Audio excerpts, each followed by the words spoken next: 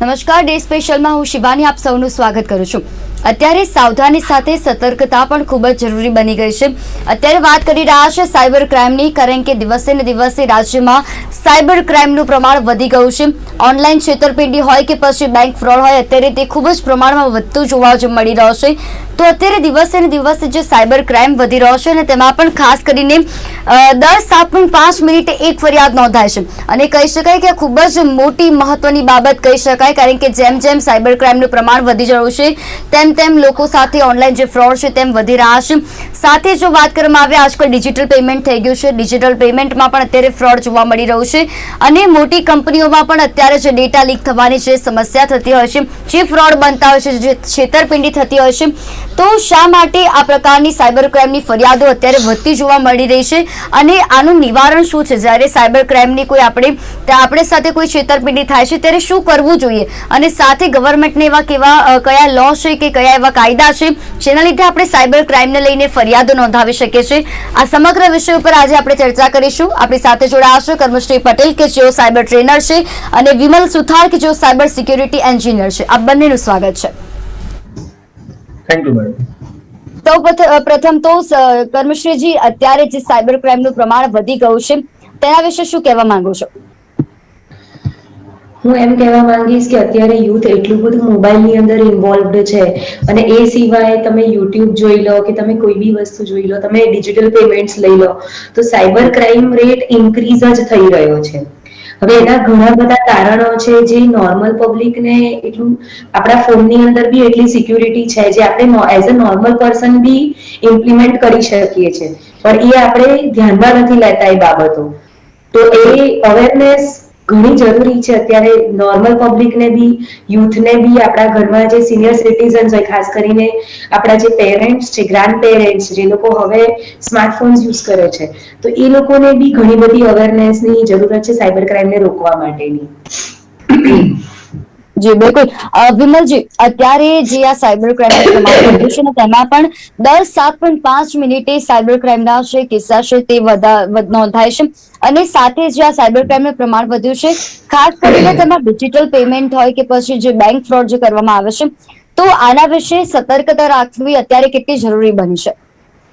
હા, સાયબર ક્રાઇમનું પ્રમાણ એટલે અત્યારે મોસ્ટલી ફોકસ છે ગવર્મેન્ટ છે, આપણી ઇન્ડિયન ગવર્મેન્ટ છે, કોઈ બી બહારની છે, એ ડિજિટલ ઉપર ફોકસ કરી રહી છે કે બધું જે પેમેન્ટ છે, કરન્સી છે, ડિજિટલ પ્રમાણે થાય। પણ અત્યારે સાયબર ક્રાઇમની ઇન્વોલ્વમેન્ટ ડિજિટલમાં બી આવી ગઈ છે। જેમ કે તમે કોઈ બી મેલ ઓપન કરો તો કોઈ બી અનનોન યુઝર છે અને ઓટીપી, કોઈ મેસેજ સેન્ડ કરો અને ઓટીપી આવે તો તમે શેર કરી દો તો એ બધાને ઇફેક્ટ પડી શકે છે। તો એમાં મેલ છે, ઓટીપી શેરિંગ છે, આઈડીપી, રિમોટ ડેસ્કટોપ સપોર્ટિંગ છે, તે પબ્લિકને અવેરનેસની એ જરૂર છે। એના લીધે સાયબર ક્રાઇમનું પ્રમાણ ઇન્ડિયામાં વધતું જાય છે। એઝ પર એના માટે જે સેટિંગ છે, જે આપણા Indian government computer emergency response team છે, એમને સેટિંગના કમ્પ્લાયન્સ બહાર પાડ્યા છે કે ઓર્ગેનાઇઝેશન હોય, પીપલ હોય, નોર્મલ યુઝર હોય કે કોઈ બી હોય, એમને આટલા રૂલ્સ ફોલો કરવા જોઈએ એઝ અ સાયબર સિક્યુરિટીથી બચવા માટે। તો એ પ્રમાણે આપણે જે એનું 2024માં હેલો જી જી જી જી વિમલજી, એ પ્રમાણે એનું 2022માં એપ્રિલ 2022ના રોજ સેટિંગને અપડેટેડ ગવર્મેન્ટ કમ્પ્લાયન્સ બહાર પાડ્યા છે, એને ફોલો કરવા જોઈએ। અને સાયબર અટેક થી બચવા માટેના સ્ટેપો, જે બાબતો છે, એ આપણે આગળ ચર્ચા કરીશું એ પ્રમાણે જણાવ્યું। જી જી બિલકુલ। કર્મશ્રીજી, કેવા પ્રકારની ફરિયાદો અત્યારે સાયબર ક્રાઇમમાં આવતી હશે? કારણ કે જે પ્રકારના અત્યારે સાયબર ફ્રોડ થઈ રહ્યા છે, કેવા પ્રકારની પ્રમાણોનો જે કમ્પ્લેન જે છે તે વધારે જોવા મળી રહી છે અત્યારે? મેડમ, છેલ્લા ઘણા સમયથી આપણે જ્યારે જોઈ રહ્યા છીએ તો તમે ન્યૂઝપેપર રીડ કરો કે ટીવી ચેનલ જો, તો સૌથી વધારે કમ્પ્લેન જે છે તે ઓનલાઈન ફ્રોડની આવે છે। તેના પછી છે સોશિયલ મીડિયા રિલેટેડ કમ્પ્લેન્સ આવે છે, એના પછી ઓનલાઈન હેરેસમેન્ટ અને સ્ટોકિંગની કમ્પ્લેન્સ આવે છે, પછી આવે છે સ્કેમ્સ અને લોટરી ફંડની, કે જે સ્કેમ્સ આવે છે આપણા વોટ્સએપની અંદર ઘણા વખત મેસેજ આવે છે કે સ્પિન ધ વ્હીલ ઉપર સ્પિન કરો અને 30 વોટ્સએપ મેમ્બર્સને આ લિંક પરથી જનરેટ કરો। બહુ નોર્મલ વસ્તુ છે, ઘણા બધા ગ્રુપ્સમાં શેર બી થતી હોય છે, બટ લોકો એ વસ્તુ નથી જાણતા કે એ ક્યાંથી આવી રહ્યું છે, ઓરિજિનલ લિંક છે બી કે નહીં। વિન આઈફોન 14 પ્રો બહુ કોમન વસ્તુ છે અને આઈફોનનો એટલો બધો ક્રેઝ છે ને કે લોકો અંધાધૂન લિંક ઉપર ક્લિક કરીને કામ કરી રાખે છે. બીજું જે સાયબર ટેરરિઝમ અને ઓનલાઈન રેડિકલાઇઝેશન કે જે ધાર્મિક રિલેટેડ, રિલિજિયસ રિલેટેડ કે ફાઇનાન્શિયલ રિલેટેડ લોકોને ભડકાવે છે. એક અત્યારે બહુ ચાલી રહ્યું છે જે છે intellectual property rights. If I am a book writer અને મારા જે કન્ટેન્ટ છે કે મારું જે થોટ પ્રોસેસ છે એ જો ચોરી થઈ જાય તો એનું સોફ્ટવેર પ્રાઇવસી, કોપીરાઇટ ઇન્ફ્રિંજમેન્ટ, આ બધું અત્યારે બહુ જ ચાલી રહ્યું છે. તો વધારે આ બધાની કમ્પ્લેન્સ આવે છે. આમાંથી બાળકો પણ બકાત રહ્યા નથી. એટલે child cyber bullying and online child abuse, કે અત્યારે જે 7 વર્ષથી લઈને 15 વર્ષથી એજ સુધીના જે છોકરા છોકરીઓ છે એ લોકો માટે આ પ્રકારની કમ્પ્લેન્સ આવે છે. બિલકુલ. વિમલજી, જ્યારે આ પ્રકારની જે ફરિયાદો નોંધાતી હોય છે તેમાં પણ અત્યારે ખાસ કરીને ડિજિટલ પેમેન્ટ જે છે તેની ફરિયાદો અત્યારે ખાસ જોવા મળી રહી છે, તેમાં છેતરપિંડી વધુ થાય છે. તેવામાં શું કરવું જોઈએ? ખાસ પ્રકારે એઝ પર કામશ્રી મેડમના કહેવા પ્રમાણે એઝ પર જે ડિજિટલ પેમેન્ટ છે, અત્યારે પેમેન્ટ સંબંધિત જ્યારે કોઈના ખાતામાંથી પૈસા ઉડી જાય છે, અત્યારે કોઈ મેસેજ બી નથી, કરન્ટલી એવા કિસ્સા બને છે કે ડાયરેક્ટ ખાતામાંથી ઓટીપી બી નથી આવતો અને પૈસા ઉડી જાય છે. તો એવા જે ડિજિટલ અનસિક્યોર જે ટ્રાન્ઝેક્શન છે એના માટે સૌથી પહેલા જે સેટિંગ્સના રૂલ્સ છે આપણે ફોલો કરવા પડે. પછી એના જે રૂલ્સ છે એમાં એવું આવે છે કે કોઈ બી તમારા સાથે ઇન્સિડન્સ થયો તો તરત ને તરત તમે બેંકમાં જાઓ, અધરવાઇઝ જે સાયબર ક્રાઇમ ઇન્વેસ્ટિગેશન છે જેનું ગાંધીનગર મેઇન હેડ છે તેમાં તમે ફરિયાદ કરી શકો છો. એનો નંબર છે 1930 ઉપર, અને next as a normal paper માટે તમે આ ફરિયાદ ને બધું કરી શકો છો અને એ પ્રમાણે પછી ઇન્વેસ્ટિગેશન ચાલુ થાય છે. તો ફર્સ્ટ ઓફ ઓલ તો તમારે પેમેન્ટ રોકવું હોય, મતલબ જે સિક્યોરિટી મતલબ ડેવલપ કરવી હોય છે એના માટે આ બધા ગાઈડલાઇન્સ પાડવા જોઈએ, ગવર્મેન્ટનું ગાઈડન્સનું પાલન કરવું જોઈએ. તો એના બધા સ્ટેપ રહેશે. જી બિલકુલ. કર્મશ્રીજી, કોવિડ પછી આ બધા જે સાયબર ક્રાઇમના જે પ્રમાણ છે તે વધી ગયું છે, તો શા માટે કોવિડ પછી જ આ પ્રકારના સાયબર ક્રાઇમ વધુ જોવા મળી રહ્યા છે? મેડમ, કોવિડ ચાલતું હતું ત્યારે લોકો કેશ પેમેન્ટ્સ જ બંધ કરી દીધેલા. ઇવન ગવર્મેન્ટ રેકમેન્ડેડ કે બધા પાસે ઓનલાઈન પેમેન્ટ સ્કેનર સિસ્ટમ હોય. સો કોવિડ પછી હવે તમે નાનામાં નાની દુકાન હોય કે ઇવન લારી ગલ્લો હોય, લારી શાકવાળા પાસે બી આજકાલ સ્કેનર્સ છે. હવે એ લોકો કેવી રીતે સિક્યોરિટી મેન્ટેન કરે છે તો હવે આપણે બિચારા એટલું ભણેલા જ નથી, તો એમના પાસે આપણે સિક્યોરિટીની તો શું એક્સપેક્ટેશન રાખી શકીએ. તો એટલા માટે એવા લોકો પાસેથી જ મેજર ફ્રોડ્સ થઈ રહ્યા છે કે જે એક તો જે એવું વર્ગ છે કે જેને આ બધી બાબતો ઇમ્પ્લિમેન્ટ કરાવી દીધી છે પણ એનું નોલેજ જ નથી એ લોકો પાસે કે આગળ આને પછી શું સેફટી સિક્યુરિટી. જી જી બિલકુલ. વિમલજી, જ્યારે કોઈની સાથે ઓનલાઈન છેતરપિંડી થાય છે, ઓનલાઈન ફ્રોડ થાય છે અને તેમાં પણ અત્યારે જે વૃદ્ધો જે છે તેમની સાથે વધારે આ પ્રકારના સાયબર ક્રાઇમ જોવા મળી રહ્યા છે, તેવામાં શું કરવું જોઈએ? કેવા પ્રકારના પગલા જે એક વ્યક્તિ જે છે વૃદ્ધે ભરવા જોઈએ કે જેના લીધે તે સાયબર ક્રાઇમથી બચી શકે? હા મેડમ, તો એઝ અત્યારે જે નોર્મલ પીપલ છે, એઝ અ યુઝર છે, હું છું, તમે છો, કોઈ બી નોર્મલ યુઝર છે જે રહ્યું છે, તે સ્માર્ટફોન કે કોઈ બી ડિજિટલ એસેટ સાથે જોડાયેલો હોય તો સૌથી પહેલા એને ધ્યાન એ રાખવું જોઈએ કે કોઈ બી ફ્રોડ મેસેજીસ આવે, કોઈ બી ડોમેન નો ફ્રોડ મેસેજ આવે તો એના પહેલું એ ધ્યાન રાખવું જોઈએ કે આ કનેક્શન છે ત્યાંથી મેસેજ આવ્યો છે, સિક્યોર વેબસાઇટ છે કે અનસિક્યોર વેબસાઇટ છે. પછી એનું બીજું કોઈ બી ઓટીપી આવે, કોઈ બી બેંક એનીથિંગ, કોઈ બી ગવર્મેન્ટ ઓટીપી ક્યારે નથી માંગતું, તો એનું બી ધ્યાન રાખવું જોઈએ. કોઈ બી મેલ આવે, એઝ એ ફિશિંગ મેલ આવે, ફિશિંગ, સ્પેર ફિશિંગ, બધા બહુ બધા ટાઈપ છે, એ બધા મેલ આવે તો એના ઉપર ક્લિક ના કરવું જોઈએ. તો આ જે બધી બેઝિક રિક્વાયરમેન્ટ છે જે ઓલરેડી આપણે નોર્મલ યુઝર છે ફોલો કરી રહ્યા છીએ, કરવાના છીએ, તો એ અવેરનેસ લાવવી પડશે. ગવર્મેન્ટ બી આના માટે ખૂબ અવેરનેસ લાવી રહી છે અને કઈ બી એવો ઇન્સિડન્સ થાય તો 1930 ઉપર ડાયરેક્ટ ઇમિડિયેટલી આપણે કોલ કરવો જોઈએ અને એનું જે છે સાયબર ક્રાઇમમાં રિપોર્ટ નોંધાવવો જોઈએ. તો બેઝિક જે પગલા છે એ ફર્સ્ટ પ્રાયોરિટી દરેક પીપલને આપણા ઇન્ડિયનના રીતે કે ગુજરાતના રીતે ગમે તે રીતે યાદ રાખવા જોઈએ અને આને બચવા માટે ફોલો કરવા જોઈએ. જી બિલકુલ. કર્મશ્રીજી, જેમ અત્યારે સાયબર ક્રાઇમનું પ્રમાણ વધ્યું છે, કહી શકાય કે આધુનિક ટેકનોલોજી જે અત્યારે વિકસી રહી છે તેના લીધે ક્યાંક ને ક્યાંક આ સાયબર ક્રાઇમનું પ્રમાણ વધી ગયું છે. સાચી વાત છે, વધી ગયું છે. હવે ઘણી બધી વસ્તુઓ, ઘણા બધા ફેક્ટર્સ આમાં કામ કરે છે. એક તો તમે સપોઝિંગલી અત્યારે હાલ તમે મારા સામે જો યુટ્યુબ સર્ચ કરશો ને કે હેકિંગ ટિપ્સ, તો તમને આ બધી ફ્રી ટિપ્સ ઓનલાઈન મળે છે. તમારે આના માટે ઘણા બધા લોકો, આ જે નાના નાના છોકરાઓ છે કે જે આ હેકિંગ એઝ અ વર્ડ એમને બહુ એન્થુઝિયાસ્ટિક હોય કે ભાઈ અમારે શીખી જ લેવું છે, પણ એ નથી જાણતા કે એના પાછળના કન્સિક્વન્સીસ કેટલા બધા છે, કે કયા કયા કાયદા હેઠળ એ લોકોને જેલ થઈ શકે છે, ઘણીવાર એમના પેરેન્ટ્સને બી પ્રોબ્લેમ થઈ શકે છે આ વસ્તુઓની અંદર. બીજી વસ્તુ એ છે કે કિસ્સા બહુ વધી રહ્યા છે હવે. એનું રીઝન એ છે કે એક ડિવાઇસ, એક માણસ કોઈ પણ દુનિયાના છેડામાં બેઠો હોય ત્યારે જ્યારે સાયબર લો ની વાત આવે ત્યારે એના અલગ અલગ જ્યુરિસ્ડિક્શન પ્રમાણે એની એક્ટ લેવામાં આવતી હોય છે, એક્શન લેવામાં આવતી હોય છે. તે પર્ટિક્યુલર જ્યુરિસ્ડિક્શન જ્યાં સુધી એનું એક્શન ના લે, કાં તો અહીંયાની ગવર્મેન્ટ ત્યાં પર્ટિક્યુલર રિજનના ગવર્મેન્ટ સાથે કનેક્ટ કરીને એક્શન માટેની કોઈ પ્રોસિજર ના કરી શકે, તો આ કિસ્સા ઓછા નહીં થાય. કોઈ તમે જુઓ તો ગુના એના કોઈ એક્શન લઈને ડિસ્પ્લે નથી થયું કે એનો ગુનેગારને આ સજા મળી. બીકોઝ મેક્સિમમ લોકો મેડમ આવા જે કેસીસ હોય છે જ્યાં ફિમેલ્સ ઇન્વોલ્વ હોય, જ્યાં કિડ્સ ઇન્વોલ્વ હોય, ઘણા લોકો ડરના લીધે FIR નથી દર્જ કરાવતા, નજીકના પોલીસ સ્ટેશનમાં જઈને કહેતા નથી. હવે તો હેલ્પલાઇન થઈ ગઈ છે, you don't have to show your face, તમારે ત્યાં જઈને મોઢું બી નથી બતાવવાનું, યુ કેન બી એનોનિમસ. કઈ બી તમારા સાથે ફાઇનાન્શિયલ ફ્રોડ થયું કે કોઈ બી ટાઈપનું ફ્રોડ થયું તો ગવર્મેન્ટ એટલી ફેસિલિટી પ્રોવાઈડ કરે છે કે તમે ક્યાંય નહીં આવો, તમારું નામ પણ ક્યાંય નહીં આવે અને એનોનિમસલી તમારી કમ્પ્લેન્ટ્સ લેવામાં આવશે. તમે ઓનલાઈન બી કમ્પ્લેન રજીસ્ટર કરી શકો છો, જેમાં વેબસાઇટ છે cybercrime.gov.in. તમે એ વેબસાઇટ ઉપર જશો તો વિમેન અને ચાઇલ્ડ માટે સ્પેસિફિક ટેબ છે. તો આ જે બધા મેજર્સ છે એ ઘણા બધા લોકોને જાણ જ નથી. અને સૌથી મોટી વસ્તુ છે કે ડર, કે આવું થયું તો હવે અમે શું કરીશું. નોબડી ઇઝ અવેર કે આના પછી બી એક્શન્સ લેવાય છે. ગવર્મેન્ટ બહુ એક્ટિવલી વર્ક કરી રહી છે ઓન સાયબર ફ્રન્ટ. એટલે મારા ખ્યાલથી વધી રહ્યું છે. એની સામે હવે તો નવા કાયદા આવી રહ્યા છે, IT એક્ટ 2000 થી બી આપણે હવે 2023 આવી જવાના છીએ. તો ધેટ ઇઝ લાઈક બહુ જ બધી વસ્તુ એમાં ચેન્જ થઈ જવાની છે.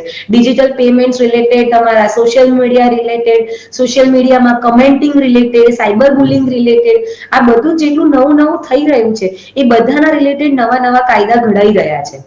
તો હવે મારા ખ્યાલથી કે હવે ઘણું બધું ફરક પડી જશે. આવનારા 2 થી 5 વર્ષની અંદર ઘણો બધો ફરક પડી જશે. જી બિલકુલ. વિમલભાઈ, અત્યારે જે પ્રકારના સાયબર ક્રાઇમના કિસ્સાઓ વધે છે તેમાં પણ ખાસ કરીને જે નાની મોટી જે કંપનીઓ હોય છે તેમાં ડેટા લીક થવાની ખૂબ જ સમસ્યા થતી હોય છે.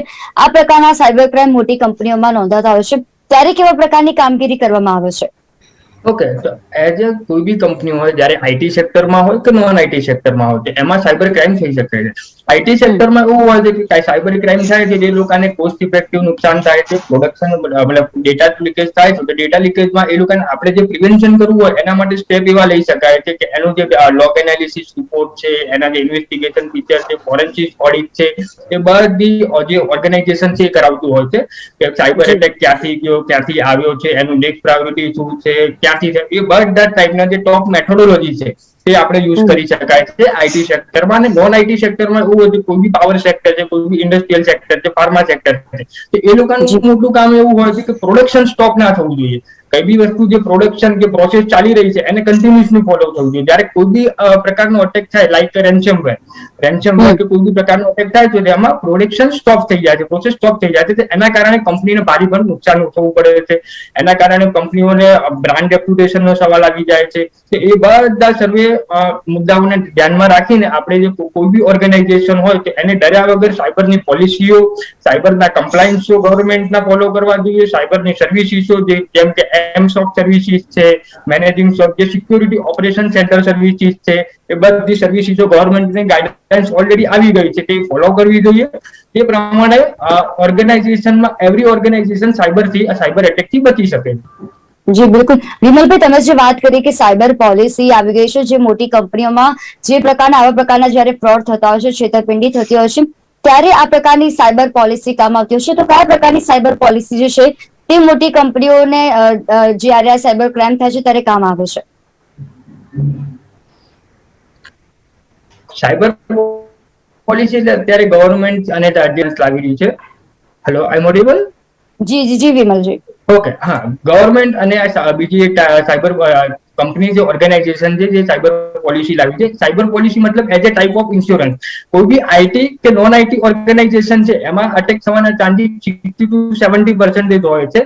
એનું રિસ્ક એસેસમેન્ટ થાય, એનું જે ટેકનિકલ એક્સપર્ટાઇઝ કંપનીમાં શું શું વલ્નરેબિલિટી છે એ ચેક કર્યા પછી એ જે કંપની છે, ઓર્ગેનાઇઝેશન છે પર્ટિક્યુલર, એ ડિસાઇડ કરે કે ભવિષ્યમાં ઇન ફ્યુચર કોઈ બી સાયબર અટેક થયો કે કઈ બી અમે પ્રિવેન્ટ કરી લઈશું, પણ એનો જે ટોટલી કોસ્ટ ઓફ જે ખર્ચો થાય છે એ સાયબર ઇન્સ્યોરન્સ બી આવી રહ્યો છે, તેમાં એ કવર અપ થઈ જશે. તો મેઇન પ્રાયોરિટી એ છે દરેક ઓર્ગેનાઇઝેશનનો હું વિનંતી કરું છું કે સાયબર ઇન્સ્યોરન્સ છે એ ટોટલી મતલબ કોસ્ટ ઇફેક્ટિવ હોય છે, બહુ ઓછા પૈસામાં થઈ જાય છે. તે શું તમારા ઓર્ગેનાઇઝેશનને ફ્યુચરમાં સાયબર અટેક થવાથી જે નુકસાન થતા હોય છે એ તમારા એક સ્ટેપ બચી શકાય છે. જી બિલકુલ. કર્મશ્રીજી, જ્યારે તમે એક સાયબર ટ્રેનર છો તો તમે લોકોને જ્યારે માર્ગદર્શન આપો છો ત્યારે કેવા પ્રકારનું તેમાં ખાસ ધ્યાન રાખવાનું કહો છો? અમારી પાસે 18 વર્ષથી લઈને 22 વર્ષ સુધીનું એજ ગ્રુપ છે જે સાયબર સિક્યુરિટી શીખવા આવે છે. આની અંદર અમે ઘણી બધી વસ્તુઓ ઇન્ક્લુડ કરી લઈએ છીએ, જેમાં સરે જે રીતે કહ્યું કે કમ્પ્લાયન્સ છે એ બહુ જ કોમ્પ્લેક્સ વસ્તુ છે ઇન ટર્મ્સ ઓફ ઓર્ગેનાઇઝેશન, એ ઓર્ગેનાઇઝેશન માટે છે. પણ આજે જ્યારે સ્ટુડન્ટ પોઈન્ટ ઓફ વ્યૂથી શીખે છે તો અમે સ્ટુડન્ટને શીખવાડીએ છીએ કે વલ્નરેબિલિટી અસેસમેન્ટ કેવી રીતે થાય, તમે SOC માં કેવી રીતે જઈ શકો છો. એના પહેલાના બી ઘણા બધા સ્ટેપ્સ છે કે તમારે થોડું ડિજિટલ ફોરેન્સિક શીખી લેવું પડે, તમને થોડું રિવર્સ એન્જિનિયરિંગ આવડી જાય. તો આ બધા અલગ અલગ ટાઈપના સબ્જેક્ટ્સ છે જે બાળકોને શીખવાડવામાં આવે છે. એની સાથે સાથે એને આઈટી કમ્પ્યુટરનું નોલેજ હોવું બી ખૂબ જ જરૂરી છે. તો how to use safely, internet safety practices, secure coding practices, આ બધી પ્રેક્ટિસીસ પણ શીખવાડવામાં આવે છે. જી બિલકુલ. વિમલજી, જ્યારે આ પ્રકારનો સાયબર ફ્રોડ લોકો સાથે થતો હોય છે ત્યારે કેવા પ્રકારના કાયદા રહેલા છે, કેવા પ્રકારના લો છે કે જેના આધારે કોઈ પણની સાથે, કોઈ વ્યક્તિ સાથે છેતરપિંડી થાય છે ત્યારે તે ફરિયાદ નોંધાવી શકે? ઓકે, તો આજે આપણે આઈપીસી ની વાત કરીએ, ઇન્ડિયન પેનલ્ટી કોડ છે, એમાં આઈપીસી માં સેક્શન 26 માં આઈટીસી જે છે, ઇન્ફોર્મેશન ટેકનોલોજી, પેનડ્રાઈવ થી માંડીને કોઈ સ્ટોલન છે કે માંડીને તો કોઈ ક્રાઇમ કરી રહ્યું છે, તો એઝ એ લો છે, તો એઝ એ લો યુનિવર્સ લેવલે બધા સેમ હોય છે. કોઈ બી આપણા જે અર્થ ઉપરના જેટલા બી સાયબર ક્રાઇમ થયા છે એના બધા લો છે એ બધા એઝ એ રીતે ડિસાઇડ કરવામાં આવ્યા છે કે બધા સેમ હોય. જ્યારે હું તમને એક એક્ઝામ્પલ આપું કે મારી પેનડ્રાઈવ અહીંયા પડી છે એ જે મારા ડેસ્કટોપ ઉપર, અને મારા ડેસ્કટોપ ઉપર જે કોઈ અનનોન પર્સન છે મારી પેનડ્રાઈવ લઈ ગયો છે. મારી પેનડ્રાઈવ લઈ ગયો છે, હવે મારા એવી પેનડ્રાઈવમાં ડોક્યુમેન્ટ છે કે નથી એને ખબર નથી, બટ હું એના ઉપર કેસ કરીશ કે આ મારી પેનડ્રાઈવ લઈ ગયો છે અનનોન પર્સન, અને મારા અંદર 10 લાખનું પ્રમાણેના ડોક્યુમેન્ટ હતા ને ગાયબ થઈ ગયા. તો અત્યારે લો એવું કહે છે કે એ પ્રમાણના ડોક્યુમેન્ટ તમારે જે અનનોન પર્સન છે જે પેનડ્રાઈવ લઈ ગયો છે, ભલે એને કઈ કર્યું ના હોય, કર્યું હોય એવી નંબરની વાત છે, પણ લઈ ગયો છે, એને એ પ્રમાણે સામેવાળાને ન્યાય મળે છે. આપણી ભારતીય વ્યવસ્થામાં એ પ્રમાણેની સુવિધા છે, મતલબ લો અને બહુ સ્ટ્રિક્ટલી ફોલો થાય છે અહીંયા. એ બધા સાયબર જે સિક્યુરિટીના જે સાયબર ક્રાઇમ જે કરી રહ્યા છે, જે મતલબ પાસવર્ડ ક્રેકિંગ કરી રહ્યા છે, લોકોને છેતરપિંડી તરફ કરી રહ્યા છે, એના માટે અત્યારે ગવર્મેન્ટ બહુ સ્ટ્રિક્ટલી પગલાં લઈ રહી છે. જી બિલકુલ. અને વિમલજી, અત્યારે આપણે લોકોની વાત કરી, પરંતુ જે મોટી કંપનીની જેમ આપણે વાત કરી કે પોલિસી રહેલી છે, પરંતુ મોટી કંપનીઓમાં તો એવી રીતે સાયબર સિક્યુરિટી હોય છે, તેમ છતાં પણ આ પ્રકારની ડેટા લીક થવાની સમસ્યા થતી હોય છે. એ શા કારણે થતી હોય છે? મોટી કોઈ બી ઓર્ગેનાઇઝેશન હોય એમાં કંઈક ને કંઈક લૂપ હોલ રહેલા હોય છે. પર્ટિક્યુલર ઓર્ગેનાઇઝેશન છે એમાં જો સાયબર સિક્યુરિટીના સોલ્યુશન બી હોય છે, ધારો કે સર્વિસીસ બી પ્રોવાઈડ કરતી હોય છે, બટ કઈ બી એટેકર છે એ લૂપ હોલ ફાઇન્ડ કરે છે કે કોઈ બી એવો રસ્તો કે જ્યાંથી એ પ્રવેશ કરી શકે, બહારથી અંદરની તરફ જઈ શકે. એટલે અટેકર જયારે એ શોધવામાં સફળ થઈ જાય છે ત્યારે મતલબ એ પ્રકારનો અટેક પ્રિવેન્ટ કરે છે, અટેક રોકે છે અને કરી શકે છે. તો લૂપ હોલ છે, સાયબર સિક્યુરિટી છે, એટલે એના સોલ્યુશન બી છે, પણ સામે અટેકર છે એનું નોલેજ બી જરૂરી છે. તો એ પ્રમાણે દરેક ઓર્ગેનાઇઝેશન પોતાનું જે સાયબર સિક્યુરિટીનું સોલ્યુશન છે અપગ્રેડ કરી રહી છે, દરેક જે આઈટી ના સોલ્યુશન છે એ અપગ્રેડ કરી રહી છે. તો દરેક ઓર્ગેનાઇઝેશન પોતપોતાની રીતે જે એનું રિસ્ક એસેસમેન્ટ છે, ઓડિટ છે, એ બધું અત્યારે કરાવી રહ્યા છે. જી બિલકુલ. કર્મશ્રીજી, અત્યારે સૌથી વધારે જોવા જોઈએ તો બેંક ફ્રોડ વધારે થાય છે કે બેંકના નામે ફેક કોલ કરવામાં આવે છે, અને તેના લીધે જે ગ્રાહકો હોય છે તે લોકો ફેક કોલ્સને કારણે તેમાં ઘણી બધી જે સ્કીમ આવતી હોય છે તેના તરફ પ્રેરાતા હોય છે અને છેતરપિંડીનો ભોગ બનતા હોય છે. ત્યારે તેવા પ્રકારની જયારે આ પ્રકારનો સાયબર ક્રાઇમ બને છે ત્યારે શું કરવું જોઈએ? સૌથી પહેલા તો તમારે તમારી બેંકને કોન્ટેક્ટ કરવાનો આવા કોઈ બી કેસમાં. એવું નહીં બીવાનું કે હવે શું થઈ જશે, પૈસા જતા રહ્યા. Bank is the first person જેને તમે કોન્ટેક્ટ કરી શકો છો. બીજું કે તમારા ક્યાંય બી પાસવર્ડ લખેલા હોય કે એને તમને યાદ હોય કે તમે ચેન્જ કરી શકો, તો તમારે આફ્ટર કોન્ટેક્ટિંગ બેંક તમારે પહેલા પાસવર્ડ ચેન્જ કરી દેવાના અને તમારા બધા જ અકાઉન્ટ્સને સિક્યોર કરી દેવાના. રેલેવન્ટ ઓથોરિટીને તમારે કમ્પ્લેન્ટ કરી દેવાની. જેવી રીતે મેં કહ્યું કે સાયબર ક્રાઇમનું આપણું ગવર્મેન્ટનું જ પોર્ટલ છે, જેની અંદર આપણી પાસે ડિજિટલ ફ્રોડનું એમની પાસે સ્પેસિફિક ટેબ છે. તો ડિજિટલ ફ્રોડ થાય તો એનું સ્પેસિફિક ટેબ છે. એ ટેબમાં જઈને તમે ડાયરેક્ટલી એના પર લોગિન કરીને ચેક કરી શકો છો કે તમારી કમ્પ્લેનની શું પ્રોસિજર થઈ રહી છે. જે તમે જે પણ પેમેન્ટ પ્લેટફોર્મ યુઝ કરીને પેમેન્ટ થયું હોય અથવા કોઈ બી પેમેન્ટ પ્લેટફોર્મથી તમારી પાસે ફ્રોડ થયું હોય તો એ પેમેન્ટ પ્લેટફોર્મને પણ તમારે કમ્પ્લેન કરવાની હોય છે. અગર તમારી પાસે કોઈ ટાઈપનું એવિડન્સ રહેતું હોય કે તમને સ્ક્રીનશોટ છે કે કોઈ ઈમેલ આવ્યો છે કે કોઈ સાથે તમે કોલ રેકોર્ડિંગમાં વાત કરી તો એ કોલ રેકોર્ડિંગ પણ એક એવિડન્સ છે. તો જે બી એવિડન્સીસ તમે ભેગા કરી શકતા હોય એ તમે ભેગા કરવાનો ટ્રાય કરવાનો હોય છે.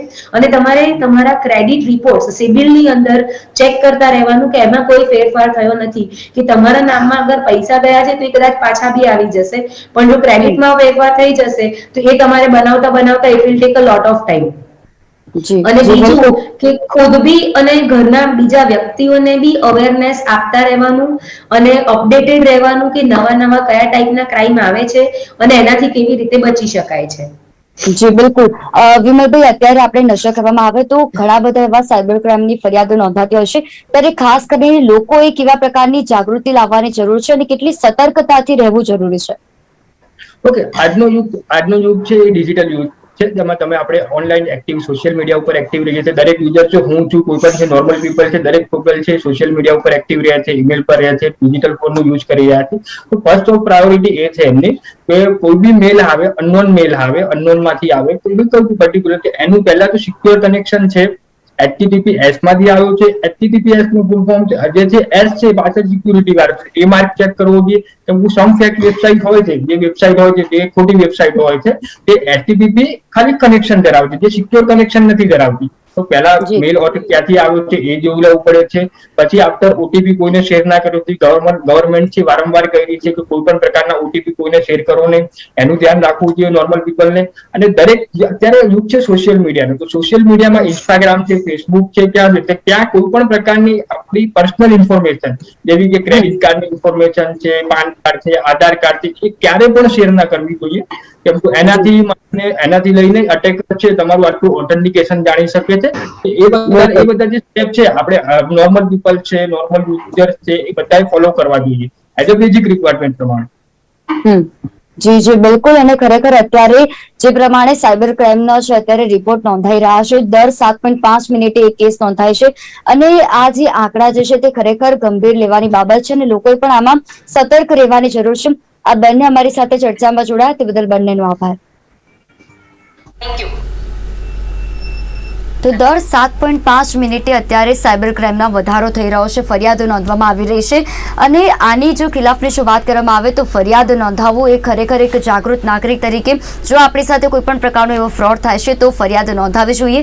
સરકાર દ્વારા પણ ઘણી એવી વેબસાઇટો પણ જાહેર કરવામાં આવે છે, ગવર્મેન્ટની જે વેબસાઇટ છે તેના ઉપર જઈને પણ ફરિયાદ નોંધવામાં આવે છે. અને આ સિવાય ગવર્મેન્ટની ઘણી એવી હેલ્પલાઇન નંબર જે છે, ત્યારે જે તમે સાયબર ક્રાઇમનો કોઈ પણ પ્રકારનો ભોગ બનો છો ત્યારે સાયબર ક્રાઇમમાં આપણે કેવા પ્રકારની ક્યાં ફરિયાદ કરવી જોઈએ તે અંગે પણ હેલ્પલાઇન નંબર આપેલો છે.